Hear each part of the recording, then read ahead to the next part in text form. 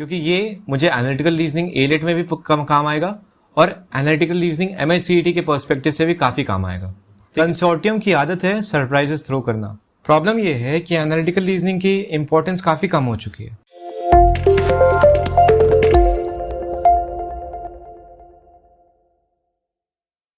Hello everyone, welcome two is the CLAT. This is Hrithik. इस video में हम analytical reasoning के बारे में बात करेंगे। प्रॉब्लम ये है कि एनालिटिकल रीजनिंग की इंपॉर्टेंस काफ़ी कम हो चुकी है।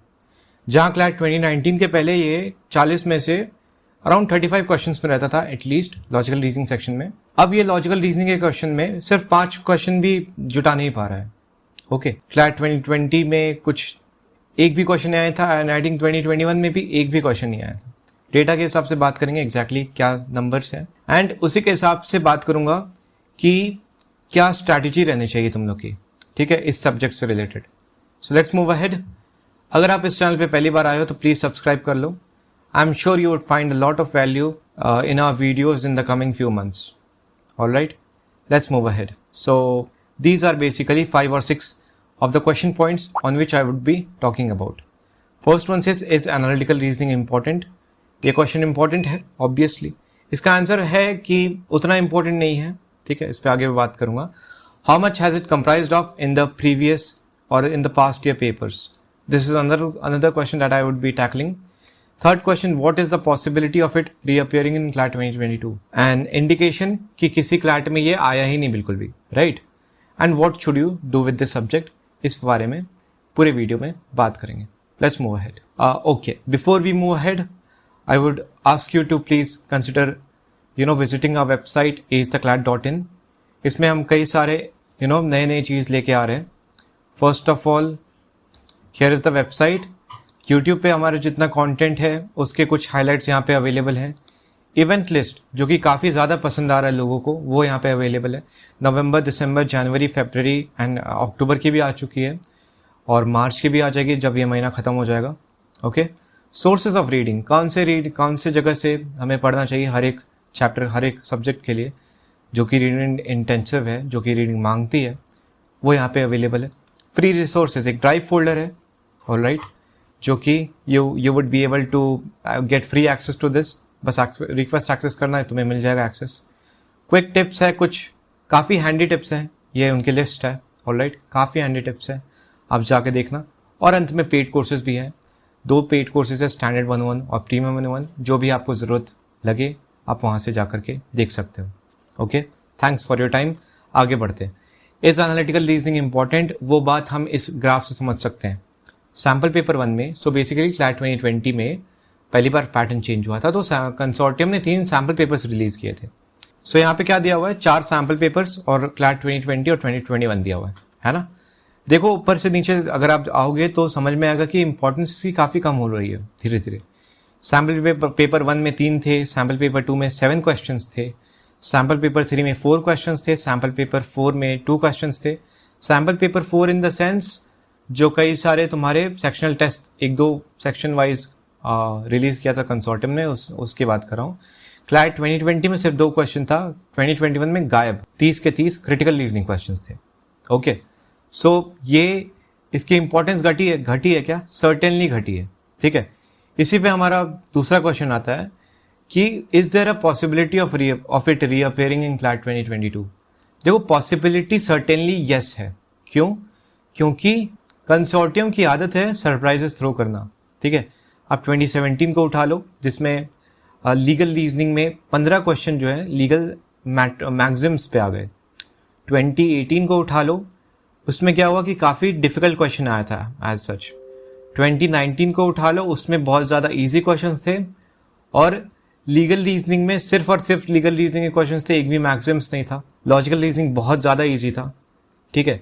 तो अब पेपर को इजी बनाना भी एक तरह से सरप्राइज देना ही है, राइट। 2020 को उठा लो, पैटर्न चेंज, 2021 में नो एनालिटिकल रीजनिंग, राइट। सो पॉसिबिलिटी है क्या? सर्टेनली है। 20 क्वेश्चंस में 30 क्वेश्चंस में से 5 क्वेश्चन भी आ सकते हैं, 7 क्वेश्चन भी आ सकते हैं। थोड़ी सी पॉसिबिलिटी कि 10 क्वेश्चन भी आ जाए, बहुत कम पॉसिबिलिटी कि 10 आएगा।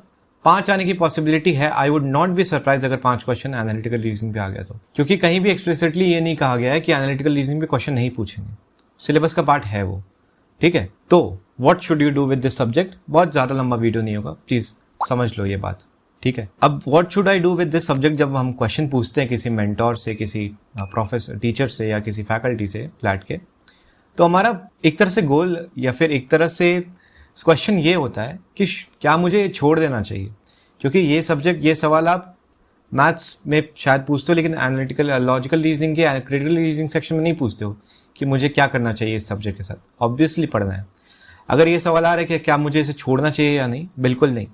लेकिन आपका काम आसान करने के लिए मैं ये बता देता हूँ कि क्वेश्चंस की पॉसिबिलिटी कम है आने की, और दूसरी बात अगर आए भी तो उसकी डिफिकल्टी लेवल है वो मीडियम रहेगी, एट मैक्स लो से मीडियम रहेगी, हाई जाने की पॉसिबिलिटी नहीं बनती है। अब ये बात है कि क्लैट को सरप्राइजेस थ्रो करने की आदत है, लेकिन क्वेश्चंस डुएबल होंगे, बहुत ज़्यादा चांस है।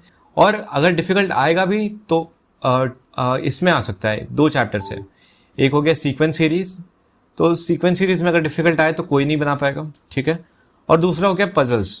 सो पजल्स में मुझे अच्छे से काम करना चाहिए कि नहीं, मैं बोलूँगा हाँ करना चाहिए, क्योंकि ये मुझे एनालिटिकल रीजनिंग ए-लेट में भी काम आएगा और एनालिटिकल रीजनिंग MHCET के पर्सपेक्टिव से भी काफ़ी काम आएगा, ठीक है। एनालिटिकल रीजनिंग अगर आप ए-लेट के पर्सपेक्टिव से पूछो देन आई वुड सजेस्ट कि काफ़ी इंपॉर्टेंट है आपको इस पे काम करना, ठीक है। ए-लेट के पर्सपेक्टिव से काफ़ी इंपॉर्टेंट है। अगर आप MHCET कर रहे हो तो बहुत ज़्यादा इंपॉर्टेंट है, खास करके पजल्स। सिर्फ फ्लैट की ही बात नहीं कर रहा हूँ मैं, क्योंकि हमें we have to prepare for the worst. अगर क्लैट अच्छा नहीं हुआ या फिर अभी तो MHCET क्लैट के पहले ही होने वाली है, अभी तक जहाँ तक न्यूज़ आई है, ठीक है। तो MHCET को ज़रूर अटेम्प्ट करो, ज़्यादातर लोगों को यही सजेशन है। अगर तुम्हें पर्सनली अटेम्प्ट करना है कि नहीं, तुम मुझे मेल कर सकते हो istheclat@gmail.com पे। I would be happy to reply, ठीक है। एक फ़ोन कॉल भी शेड्यूल कर सकता हूँ अगर चाहे ज़रूरत पड़ी तो। एंड लेकिन हाँ, अगर डाउट है कि मुझे देना चाहिए या नहीं देना चाहिए, देन क्लियर कट आंसर है इसकी, फॉर्म भर दो, ठीक है। सो एनालिटिकल रीजनिंग उसके पर्सपेक्टिव से भी काफी इंपॉर्टेंट है। और इसे सॉल्व करना कैसे है, इसे हमें किस तरह से सॉल्व करना चाहिए, सिंपल सा फॉर्मूला है। क्लैट 2019 और उसके पहले के जितने भी लॉजिकल रीजनिंग के पेपर्स हैं, सेक्शनल टेस्ट हैं, एक तरह से क्वेश्चन पेपर की बात कर रहा हूँ, फाइनल क्वेश्चन पेपर की, क्लैट 2019 की, 2018 की, 17 की, 16 की, ऐसे करके 2011 तक चले जाओ चाहिए तो। फिर वो हो जाए, फिर ए-लेट के logical reasoning questions, logical reasoning previous year questions लगाना शुरू कर दो, ए-लेट के लॉजिकल रीजनिंग के प्रीवियस ईयर क्वेश्चंस लगाना शुरू कर दो, आपका काम हो जाएगा। पॉसिबिलिटी एक तो कम है आने की, और दूसरी अगर पॉसिबिलिटी बनती भी है थोड़ी बहुत आने की, तो उसकी जो डिफिकल्टी लेवल है वो बहुत ही लिमिटेड रहने